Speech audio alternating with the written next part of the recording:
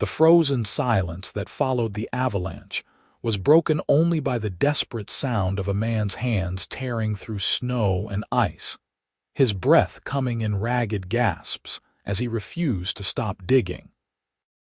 Warren Nichols had been riding behind the wagon when the mountain gave way, and now, somewhere beneath tons of white death, lay the woman he had been escorting through the Sierra Nevada passes, a woman he barely knew but couldn't bear to lose.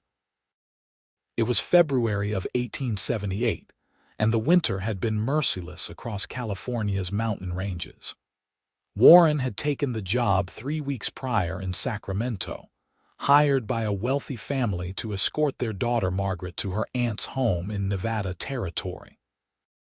The pay was good, and Warren needed the money after a harsh cattle season left him nearly broke. Margaret Norwood had seemed like any other spoiled rich girl at first, all proper manners and expensive dresses, looking down her nose at the rough cowboy her parents had hired. But 3 weeks on the trail changed things between people, stripped away pretenses, revealed what lay underneath. The journey had started simply enough. Margaret sat rigid in the wagon seat beside him, her brown hair pulled back so tight it must have hurt, her green eyes fixed straight ahead as if looking at him might somehow contaminate her. Warren kept his comments to himself, focusing on the horses and the trail. He was 26 years old, tall and lean from years of hard work, with sun-darkened skin and hands that bore the scars of his profession. She was 22, and despite her cold demeanor, he couldn't help noticing the way sunlight caught in her hair or how her lips pursed when she was thinking. The first week passed in near silence. They camped each night with a fire between them like a wall, Warren sleeping under the stars while Margaret took the wagon. She never complained about the rough conditions, which surprised him. Most wealthy women he'd encountered would have been whining within hours, but Margaret simply adapted, her face set in determination. The change began during the second week when they stopped at a trading post in the foothills. Warren was checking supplies when 3 drifters started making comments about Margaret, their intentions clear in their leering eyes and crude words. Warren stepped between them and her without thinking, his hand resting on his revolver. "The lady's with me," he said quietly, his voice carrying the kind of calm that preceded violence. The largest of the 3 men spat tobacco juice near Warren's boot. "Fancy peace like that seems wasted on a dusty cowboy. Maybe she'd prefer real men." Warren's jaw tightened, but before he could respond, Margaret's voice cut through the tension. "The only thing I see here are 3 cowards who think numbers make them brave. My companion is worth 10 of each of you, and if you had any sense, you would walk away before you discover just how inadequate you really are." Her words were delivered with such icy precision that even Warren blinked in surprise. The drifters hesitated, clearly not expecting resistance from a woman in silk and lace. Warren used their confusion to his advantage, drawing his weapon just enough that they could see it. "The lady has spoken," he said. "I suggest you listen." They left, grumbling threats that meant nothing. Warren holstered his gun and turned to find Margaret watching him with an expression he couldn't quite read. "Thank you," she said, her voice softer than he'd ever heard it. "You did pretty well yourself," Warren replied, allowing himself a small smile. "That tongue of yours is sharper than my knife." Something shifted between them after that. Margaret started asking questions about his life, about the places he'd been, and the things he'd seen. Warren found himself talking more than he had in years, surprised by how easy it was to share stories with her. She told him about growing up in Sacramento, about a life that looked perfect from the outside but felt suffocating from within. "My parents have my entire future planned," she said one evening as they sat by the fire, closer now than propriety would suggest. "Marry this man, live in that house, host these parties. It's like being a doll in someone else's game. Is that why you're really going to Nevada? Warren asked, poking at the fire with a stick. To visit your aunt or to get away? Margaret smiled, and it transformed her face into something beautiful.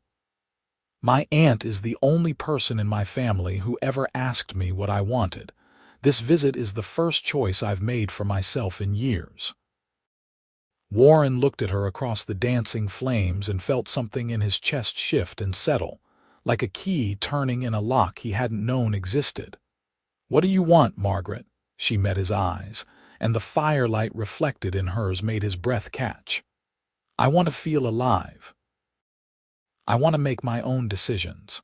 I want to know what it's like to live without constantly being told who I should be. Out here, Warren said, gesturing to the wilderness around them, you can be whoever you want. Nobody's watching, nobody's judging. It's just you and what you're made of. Is that why you became a cowboy? She asked. For the freedom, Warren nodded slowly. My father wanted me to take over his store in San Francisco. Safe, respectable, boring. I left when I was 18 and never looked back. Broke his heart, probably, but I couldn't breathe in that city. Out here, every day is different. Every sunrise means new possibilities. Margaret was quiet for a long moment, then said, I envy you that. You had the courage to choose. You're choosing now, Warren pointed out. This trip, talking to me like I'm a person instead of hired help, asking these questions, that's all choosing. She smiled again, warmer this time. I suppose you're right, Warren Nichols, you're surprisingly philosophical for a cowboy. Don't let it get around, he said with a grin. I've got a reputation to maintain. They both laughed, and the sound felt like music in the wilderness silence. The third week brought them into the mountains, and with it came the snow. Light at first, just dustings that melted in the afternoon sun, but growing heavier each day. Warren began to worry about the passes, but Margaret wanted to press on. Her aunt was expecting her, and turning back now meant weeks of delay. We can make it, Margaret insisted as they studied the trail ahead. You know these mountains, don't you? Well enough, Warren admitted. But knowing them means respecting what they can do. Snow like this is unpredictable. I trust you, Margaret said simply, and those 3 words carried more weight than any declaration. Warren felt the responsibility of that trust settle on his shoulders. All right. But we go careful, and if I say we stop, we stop. No arguments. No arguments, Margaret agreed, then added with a teasing smile, unless you're being unreasonable. Despite his worry, Warren laughed. Fair enough. They pushed into the higher elevations, and the temperature dropped steadily. Margaret had abandoned her fancy dresses days ago for more practical clothing Warren had bought at the trading post. She looked different in wool and leather, more real somehow, less like a painting come to life. She sat closer to him on the wagon seat now, sharing warmth, their shoulders touching with each bump in the trail. One night, camped in a cave that offered shelter from the wind, Warren woke to find Margaret shivering despite the fire. Without thinking, he moved to her side and wrapped his blanket around both of them, pulling her against his chest. She tensed for just a moment, then relaxed into his warmth with a small sigh. This isn't proper, she murmured, but made no move to pull away. Nothing about this trip has been proper, Warren replied, his voice quiet in the darkness. But I'll move if you want. Don't, Margaret said quickly. I'm so cold and you're so warm. Just for tonight, can we forget about what's proper? Warren tightened his arms around her, feeling her heartbeat against his chest. Just for tonight, he agreed, though he knew he was lying to them both. They fell asleep that way, wrapped together against the cold, and when Warren woke at dawn, Margaret was still in his arms, her face peaceful in sleep. He studied her features in the gray morning light, memorizing the curve of her cheek, the sweep of her lashes, the small scar on her chin she'd gotten falling from a horse as a child. She'd told him that story 2 days ago, laughing at her own childhood fearlessness. Margaret's eyes opened, and for a moment they just looked at each other, inches apart, breath mingling in the cold air. Warren saw his own longing reflected in her face, felt the pull between them like gravity. "Warren," she whispered, and his name on her lips was a question and an answer all at once. He kissed her then, soft and careful, giving her every chance to pull away. Instead, she kissed him back, her hands coming up to frame his face, and the world narrowed to just this moment, this woman, this perfect, impossible thing happening between them. When they finally broke apart, Margaret's eyes were bright with tears. "What are we doing?" she asked. "I'm supposed to marry Bradley Sutton when I return to California. It's all arranged."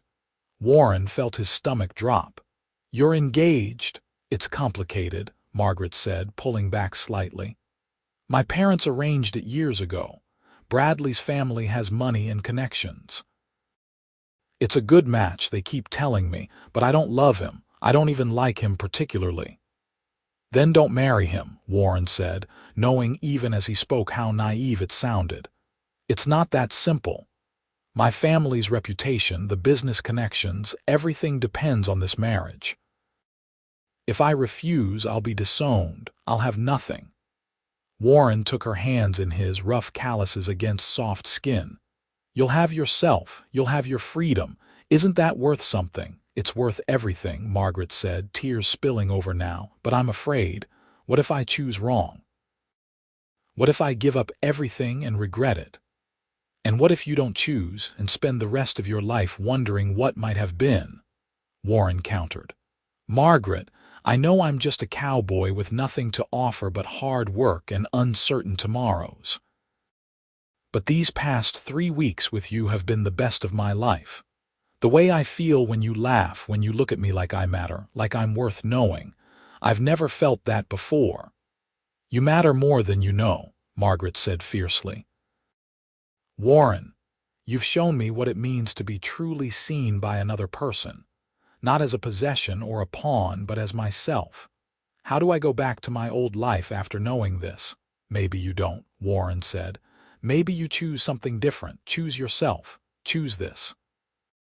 He gestured between them, at the undeniable connection growing stronger every day. Margaret leaned forward and kissed him again, deeper this time, with a passion that spoke of decisions being made and bridges being burned. When they separated, she was smiling despite her tears. "I'm choosing," she said. "I'm terrified, but I'm choosing. I'm not going back to Sacramento. I'm not marrying Bradley Sutton. Whatever comes next, I want to face it on my own terms." Warren felt his heart swell with something too big for words. "You won't be alone," he promised. "Whatever you need, wherever you want to go, I'm with you." They spent that morning talking about possibilities, about the future they might build together. Warren had some money saved, enough to start small, maybe a ranch in Nevada or Oregon. Somewhere they could work hard and build something that belonged to them alone. Margaret's eyes shone as she talked about a life without constraints, about partnership instead of obligation. "I can work," she insisted. "I'm not afraid of hard labor. I want to contribute, to be useful." "I know you're not afraid," Warren said, tucking a strand of hair behind her ear. "You're the bravest person I've ever met." They continued their journey that day with everything changed between them. Margaret sat pressed against Warren's side, his arm around her shoulders, both of them grinning like fools despite the cold and the difficult trail ahead. They made plans and dreamed out loud, their words forming a future that felt real and possible. But the mountains had their own plans, indifferent to human hopes and dreams. It happened on the 21st day, as they navigated a narrow pass with steep slopes rising on both sides. The snow had been falling steadily since dawn, accumulating faster than Warren liked. He was just considering stopping to wait out the weather when Margaret pointed ahead. "Is that the pass? Once we're through there, we're almost to Nevada, right?" "That's right," Warren confirmed, though unease prickled at the back of his neck. Something felt wrong, but he couldn't identify what. The sound came first, a deep rumble that seemed to come from everywhere at once. Warren's head snapped up, his blood turning to ice as he saw the upper slope beginning to move, tons of snow breaking loose and starting to slide. "Jump!" he shouted, hauling Margaret off the wagon seat even as he leaped himself. They hit the ground hard, Warren covering Margaret's body with his own as the world turned white and thunderous. The avalanche hit like a physical blow, snow and ice cascading over them with terrifying force. Warren felt himself being torn away from Margaret, tumbling in a chaos of cold and pressure and desperate need for air. He tried to keep hold of her, but the snow was too powerful, ripping them apart despite his strength. Then, suddenly, it was over. Warren found himself half buried on the edge of the slide path, one arm and his head free, the rest of his body trapped in packed snow. He gasped for air, his chest aching, his ears ringing from the roar of the avalanche. "Margaret," he shouted, his voice hoarse. "Margaret, where are you?" Silence answered him, terrible and complete. Panic gave Warren strength he didn't know he possessed. He clawed at the snow trapping him, ignoring the pain in his hands, the cold burning his skin. It took precious minutes to free himself, and when he finally staggered upright, the sight that met his eyes was devastating. The entire pass was buried under feet of fresh snow. The wagon was gone, probably crushed and buried, and Margaret was somewhere under all that white death. Margaret! Warren screamed again, stumbling forward into the avalanche debris. "Margaret, answer me!" No response came. The snow absorbed his voice, muffling everything, turning the world into a suffocating blanket of white. Warren forced himself to think through his panic. They'd been on the wagon when it hit. She'd been on his left. The avalanche had come from the right, which meant she'd been pushed toward the left side of the path. He tried to visualize the moment before impact, where she'd been standing, the angle of the slide. He started digging there, using his hands since his shovel was buried somewhere with the wagon. The snow was heavy and wet, already starting to pack hard in the cold. Each handful he removed felt insignificant against the massive amount of snow, but Warren couldn't stop. "Hold on," he muttered, digging frantically. "Hold on, Margaret, I'm coming. I'll find you, just hold on." His hands went numb first, then started to hurt, then went numb again. Warren didn't care. Blood mixed with snow as his skin tore on hidden rocks and ice, but he kept going. Minutes stretched into an hour, then 2. The sun moved across the sky, indifferent to his desperation. He dug methodically, working in a grid pattern, trying to cover as much area as possible while going deep enough to matter. His back screamed in protest, his shoulders burned, his lungs ached from the altitude and exertion. Warren ignored all of it, focused only on the next handful of snow, the next foot of progress. "You promised to choose," he said aloud, his voice breaking. "You chose this, chose us, chose life. You don't get to leave me now, Margaret. You hear me? You don't get to leave." The sun started to sink toward the horizon, and Warren's movements became more frantic. Time was running out. If Margaret was still alive under there, and that was a mercy he desperately needed to believe in, she wouldn't survive much longer. The cold would claim her, or lack of air, or injuries he couldn't see. "Please," he begged to God or fate or the mountains themselves. "Please, I'll do anything. Just let me find her. Let her be alive." His hand hit something solid that wasn't rock. Fabric. Warren's heart leaped into his throat as he redoubled his efforts, clearing snow away with renewed energy. More fabric appeared, the dark wool of the coat he'd bought Margaret at the trading post. Then her arm, limp and pale. "No, no, no," Warren chanted, digging faster, uncovering her shoulder, her neck, finally her face. Margaret was blue-tinged and still, her eyes closed, snow caked in her hair and eyelashes. Warren pulled her free from the remaining snow, cradling her against his chest, his whole body shaking. "Margaret," he said desperately, pressing his ear to her chest. "Come on, breathe. Please breathe." For a terrible moment there was nothing. Warren felt the world start to collapse around him, felt hope dying in his chest like a snuffed candle. Then he felt it. Faint, so faint he almost missed it, but unmistakable. A heartbeat. Weak and slow, but there. "Yes," Warren gasped, tears streaming down his face. "Yes, that's it. Stay with me." Her breathing was shallow, barely visible, but she was breathing. She was alive. Warren knew they weren't safe yet. Margaret needed warmth, shelter, and she needed it now. He looked around desperately, trying to orient himself. The cave where they'd sheltered before was too far back down the mountain, but there had been another overhang about a quarter-mile ahead before the pass. If it was still accessible after the avalanche, it might offer protection. He couldn't carry Margaret that far in the snow, not in his exhausted state, but he had to try. Warren pulled off his heavy coat and wrapped it around Margaret, then lifted her into his arms. She was a slight woman, but in his exhausted state, she felt impossibly heavy. He took one step, then another, focusing only on the next footfall. The snow made every step a battle. Warren sank in up to his knees with each stride, his legs trembling with effort. His lungs burned, his arms ached, and his hands had lost all feeling. But Margaret's faint heartbeat against his chest kept him moving, one impossible step at a time. He talked to her as he walked, nonsense mostly, anything to keep his own mind focused and to will her to keep fighting.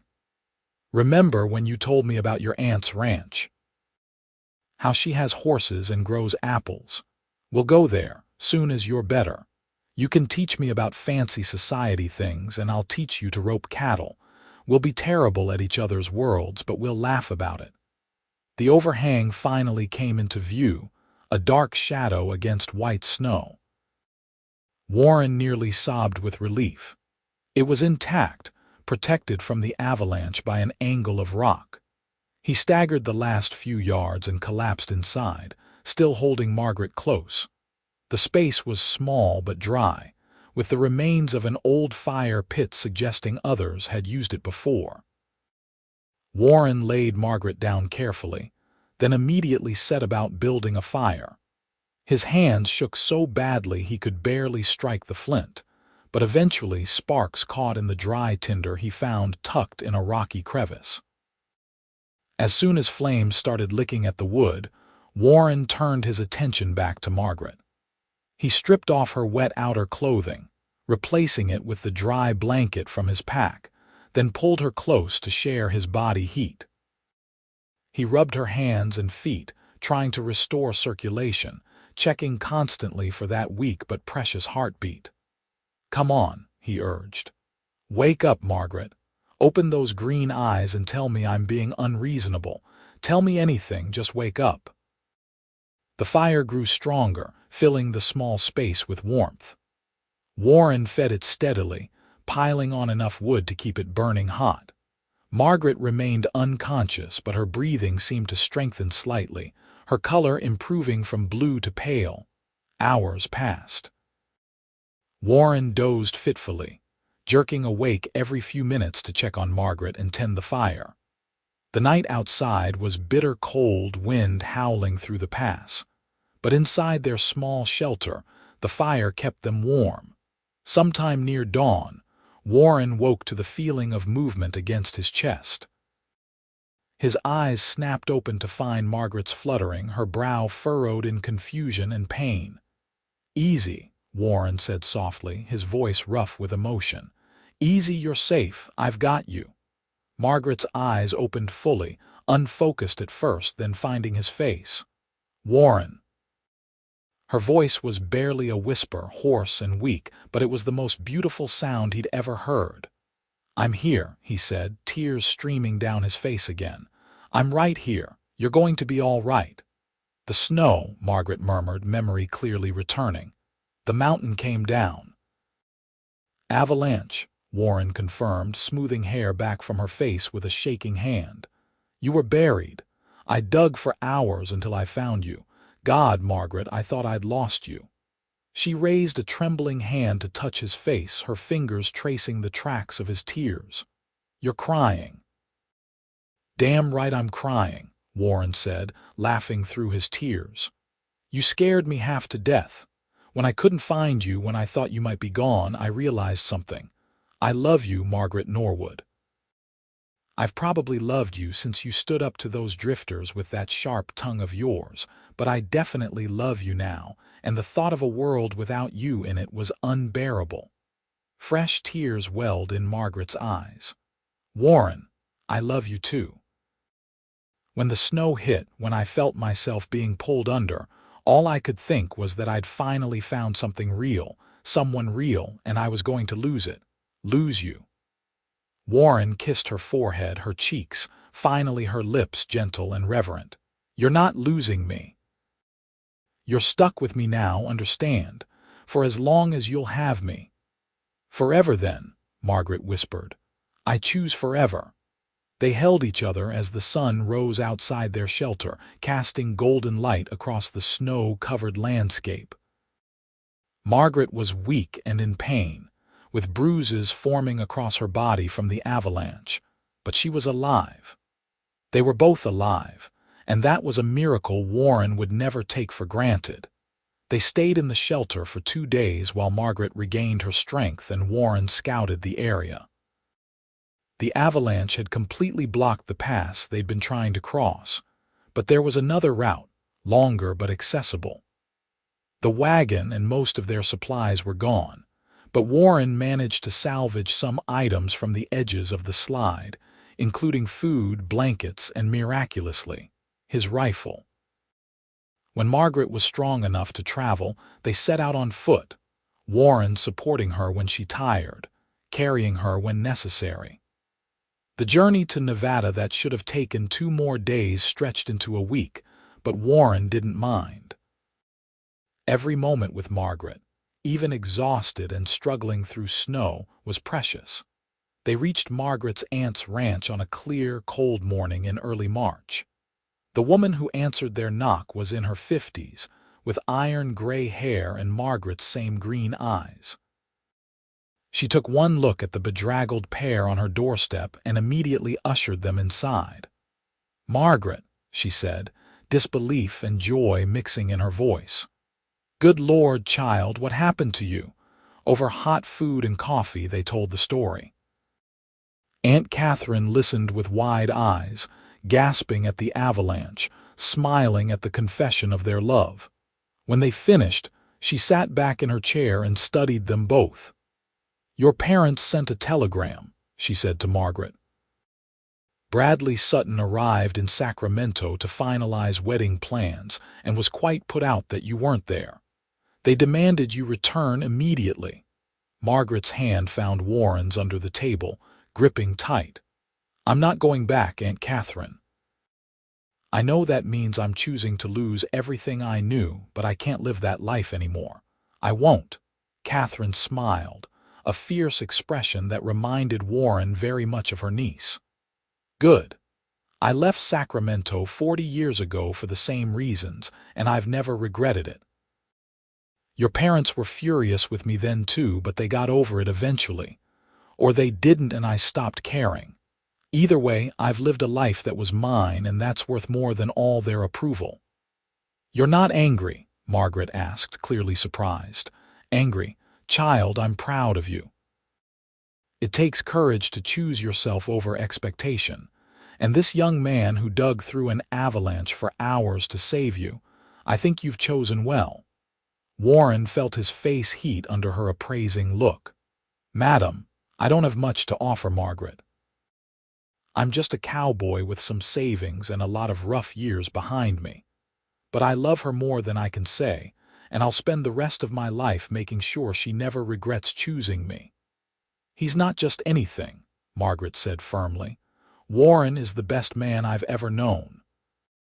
He's kind and brave, and he sees me, really sees me, not just the person everyone expects me to be.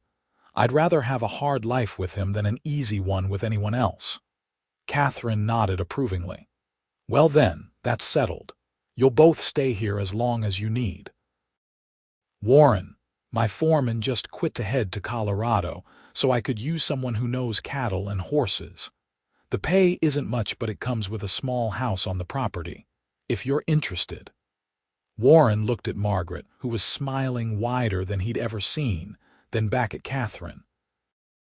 "I'm very interested, madam. Thank you, Catherine," she corrected. "We're family now, or will be soon, I expect. No need for formalities." They settled into life at the ranch with surprising ease. Warren took to the work immediately, his experience and skill evident in everything he did. Margaret threw herself into learning, working alongside Warren when he'd let her, helping Catherine with the house and business records, slowly building a new identity based on what she could do rather than who she was born to be. Spring came to Nevada, melting the snow and bringing green to the valleys. Warren and Margaret were married in April in a small ceremony in the nearby town, with Catherine and a few ranch hands as witnesses. Margaret wore a simple dress she'd made herself, flowers from Catherine's garden in her hair, and Warren thought she'd never looked more beautiful than she did saying her vows in the little church. "I, Margaret Norwood, take you, Warren Nichols, to be my husband," she said, her voice steady and sure. "Not because I'm supposed to, not because it's expected, but because I choose you. Every day for the rest of my days I choose you." Warren's own vows were simpler but no less heartfelt. "Margaret, you are the bravest, strongest, most amazing woman I've ever known. You taught me that love isn't something that just happens to you. It's something you choose, something you work for. I choose you today and always. I promise to see you, to support you, to dig through any avalanche that tries to bury you, literal or otherwise." There wasn't a dry eye in the church when they kissed, officially husband and wife. Catherine gave them the small house as a wedding present, and they made it a home together. Warren added a porch where they could sit in the evenings, and Margaret planted a garden that she tended with fierce determination, learning through trial and error. They worked hard during the day and fell into each other's arms at night, building a life that belonged only to them. Letters came from Margaret's parents, angry at first, then pleading, finally accepting. Margaret responded to each one, firm but kind, explaining that she'd found happiness on her own terms and hoped they could eventually understand. Bradley Sutton married someone else within 6 months, which Margaret learned without a trace of regret. The first year of their marriage was hard in many ways, money always tight, work always demanding. But it was also filled with joy unlike anything Warren had known. Coming home to Margaret each evening, sharing meals they'd made together, talking late into the night about their dreams and plans, making love with the freedom of commitment, learning each other's bodies and hearts with equal devotion. The ranch prospered under Warren's management and Margaret's sharp mind for business. Catherine increasingly relied on them both, and when she sat them down one evening 2 years into their marriage, Warren wondered if she was ill. "I'm getting older," Catherine said without preamble. "And I have no children of my own. This ranch has been my life's work, and I want to know it will continue after I'm gone. I want to leave it to you, Margaret, and to you, Warren, if you'll have it." Margaret gasped, tears immediately springing to her eyes. "Aunt Catherine, we couldn't possibly—" "You can and you will," Catherine interrupted. "You've both earned it, not through blood but through work and dedication. This ranch will be yours when I die, but I'm hoping that won't be for many years yet. In the meantime, I'd like to make you partners. Equal stake in everything. What do you say?" Warren looked at Margaret, saw his own wonder reflected in her face. They'd talked about saving to buy land of their own someday, but this was beyond anything they'd imagined. "We say yes," Margaret said, her voice thick with emotion. "And thank you, Catherine, for everything, for taking us in, for giving us a chance, for being the family I needed when I lost my old one." "You didn't lose a family," Catherine said gently. "You traded one that saw you as a possession for one that sees you as a person. That's not loss, that's growth." That winter, Margaret discovered she was pregnant. Warren was beside himself with joy and terror in equal measure, hovering over Margaret until she finally told him to stop fussing or she'd lock him out of the house. "Women have been having babies since the beginning of time," she said, laughing at his worried face. "I'm not made of glass, Warren. I'm the same woman who survived an avalanche, remember?" "I remember," Warren said, pulling her close despite her protests. "I also remember nearly losing you, and the thought of anything happening to you or this baby makes me want to wrap you in cotton and never let you leave this house." Margaret softened, understanding his fear because she shared it. The pregnancy brought back memories of those terrible hours under the snow, of how close they'd both come to losing everything. "Nothing's going to happen," she promised. "We're both going to be fine. You saved me once, remember? I think that bought us some good fortune." Their son was born in August of 1881, screaming his displeasure at the world with impressive volume. Warren held the tiny, red-faced creature with shaking hands, tears streaming down his face as he looked from his son to his wife. "He's perfect," Warren whispered. "Margaret, he's absolutely perfect. He has your eyes," Margaret said tiredly, smiling up at them both. "What should we name him?" They discussed names for months, never quite settling on one. But looking at his son, Warren suddenly knew. "Thomas," he said, "after my grandfather. He was the one who taught me about integrity and choosing your own path. I'd like to honor him." "Thomas Nichols," Margaret said, testing the name. "I like it. Hello, Thomas. Welcome to your family." Thomas was followed by a daughter 2 years later, Emma, who had her mother's green eyes and determination. Then another son, James, who was quiet and thoughtful from birth. Catherine lived to see all 3 grandchildren, doting on them shamelessly until she passed peacefully in her sleep in 1886. The ranch became the Nichols Ranch officially then, though they kept Catherine's original brand in her honor. Warren and Margaret ran it together, true partners in every sense.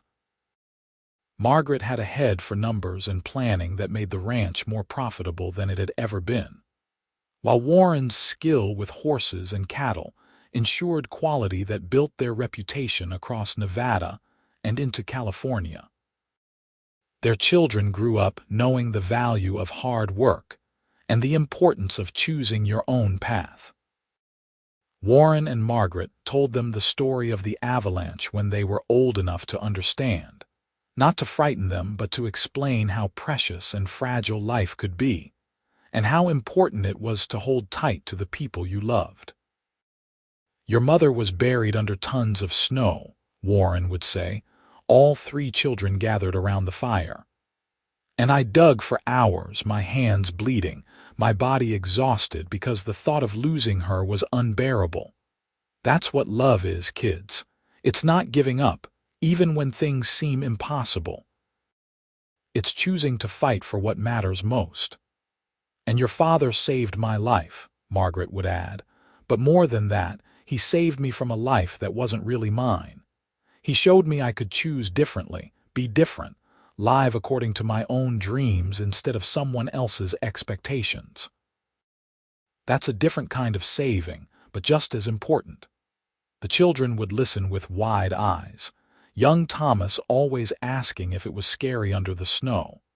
Emma wanting to know if Grandmother Catherine really gave them the whole ranch, James quietly absorbing everything to think about later. The years rolled on, bringing challenges and triumphs in equal measure. Droughts and good years, illness and health, struggles and victories. Through it all, Warren and Margaret faced everything together, their love deepening with each passing season. On their 20th wedding anniversary, Warren took Margaret back to the mountains where they'd nearly lost everything.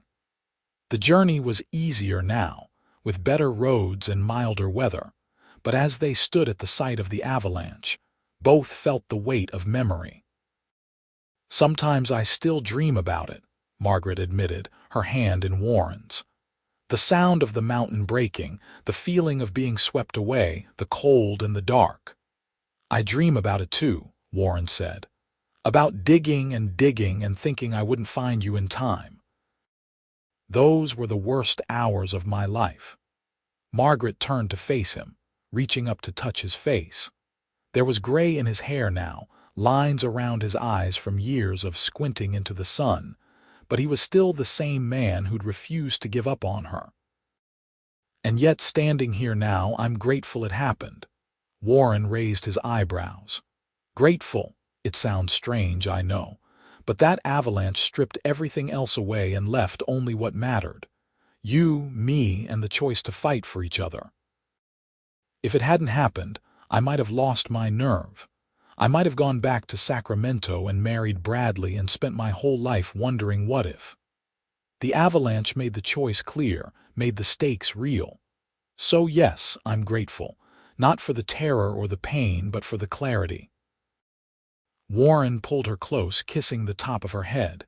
"You always were the philosophical one in this relationship." Margaret laughed, that same bright sound that had captivated him decades ago. "You love it." "I love you," Warren corrected. "Everything about you, always have, always will." They stood there a while longer, two people who'd chosen each other against all odds and built something beautiful from that choice. The mountains loomed around them, indifferent and eternal, but Warren and Margaret had learned they were stronger than any avalanche, any obstacle, any challenge life could throw at them, because they had each other, and they had chosen well. They rode back to the ranch as the sun set, painting the Nevada sky in shades of gold and pink. Home waited for them, with their children and grandchildren, Catherine's legacy, and a life they'd built with their own hands and hearts. Thomas had married a schoolteacher from town and was running the cattle operation with skill that made Warren proud. Emma was courting a young lawyer, much to Margaret's amusement, since she'd once rejected that whole world. James, at 15, was still finding his way but showed promise as a horse trainer. Dinner that night was loud and chaotic, with little ones running around and multiple conversations happening at once. Warren sat at the head of the table with Margaret beside him, watching their family with deep contentment. "What are you thinking?" Margaret asked softly, catching his expression. Warren took her hand, linking their fingers together. "I'm thinking about a scared cowboy digging through snow, praying for a miracle. I'm thinking about how that miracle gave me you and you gave me all of this. I'm thinking I'm the luckiest man who ever lived." Margaret squeezed his hand, her eyes bright with love. "We're both lucky. We found each other, we chose each other, and we built something real. Not everyone gets that." "No," Warren agreed. "They don't, but we did, and I'm grateful every single day." Later, when the house was quiet and they lay in bed together, Warren pulled Margaret close. She fit perfectly against him, the way she had since that first cold night in the cave when they'd shared warmth and begun sharing their lives. "Warren," Margaret murmured, half asleep already. If you had to do it all again, knowing how hard parts of it would be, would you?" Warren didn't even have to think about his answer. In a heartbeat, every struggle, every challenge, every difficult moment brought us here. I'd dig through that avalanche 1,000 times over if it meant having this life with you. Margaret smiled against his chest. "Good answer, Cowboy." "I learned from the best," Warren said, kissing her hair. "You taught me that the best things in life are worth fighting for, worth choosing even when it's hard."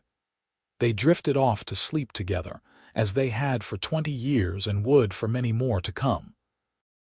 Outside, the Nevada stars blazed in their thousands, the same stars that had watched Warren dig desperately through snow, that had witnessed Margaret's choice to leave her old life behind, that had seen them build something enduring and true. The ranch continued to prosper under their joint management, becoming known throughout the territory as a place of quality and integrity. Warren trained horses that were sought after across the West, while Margaret's business acumen kept them profitable even in difficult years. They were respected in their community, known as people who kept their word and treated everyone fairly. But more than success or respect, they had each other. They had the life they'd chosen, the family they'd built, and love that had been tested by avalanches both literal and metaphorical and emerged stronger each time. Years later, when their children asked them the secret to a good marriage, Warren and Margaret would exchange a look and smile. "Choose each other," Warren would say. "Not just once, but every day, even when it's hard, especially when it's hard. And remember," Margaret would add, "that love isn't just a feeling, it's action. It's digging through snow when everything seems hopeless. It's standing by your partner when the world tells you to walk away. It's building something together that neither of you could build alone." Their grandchildren would nod solemnly, storing away this wisdom, watching their grandparents still linked hands and hoping to find love like that someday. And when Warren and Margaret were old, their hair silver and their bodies worn by decades of hard work, they would still take evening walks together around the ranch, pointing out improvements they wanted to make, discussing plans for the future, holding hands like newlyweds. "Do you ever regret it?" Warren asked one such evening, the question he'd asked 100 times over the years because he needed to hear her answer. "Never," Margaret replied, as she always did. "You saved my life, Warren Nichols. In every way that matters, you saved my life."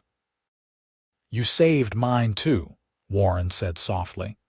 "I was just existing before you, just going through the motions. You taught me what it meant to really live." They stood together, watching the sunset paint the land they'd built into something beautiful. Two people who'd found each other against impossible odds and chosen love over everything else. The ranch spread out around them, a testament to what could be accomplished when two people worked together toward a common dream.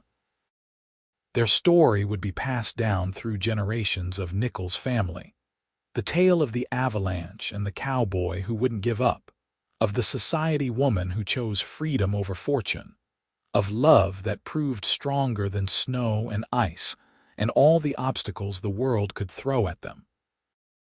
And every time the story was told, it would end the same way, with Warren and Margaret together, having built a life beyond anything they could have imagined that day in Sacramento, when a wealthy family hired a rough cowboy to escort their daughter through the mountains. Because sometimes the journey changes everything. Sometimes disaster leads to clarity. Sometimes being buried in snow and pulled back from death shows you what really matters. And sometimes, if you're very lucky, you find someone worth digging for, worth choosing, worth building a life with. Warren and Margaret Nichols found all of that and more. They found each other, and in doing so, they found themselves. They built a family, a legacy, and most importantly, a love story for the ages. And it all started with a cowboy who refused to stop digging, who fought against exhaustion and pain and impossible odds because the woman buried somewhere in that snow was worth any amount of effort, any sacrifice, any struggle. She was worth everything, and Warren proved it by bringing her back from the edge of death. Margaret proved it by choosing him over comfort and convention. Together, They proved that the best stories aren't the easy ones, but the ones where people fight for what matters. Their story became legend in Nevada, told and retold until the details blurred but the heart of it remained. The avalanche, the desperate search, the love that conquered death and built something beautiful from tragedy. And through it all, through every retelling and every year, one truth remained constant. Warren and Margaret Nichols chose each other, and that choice made all the difference.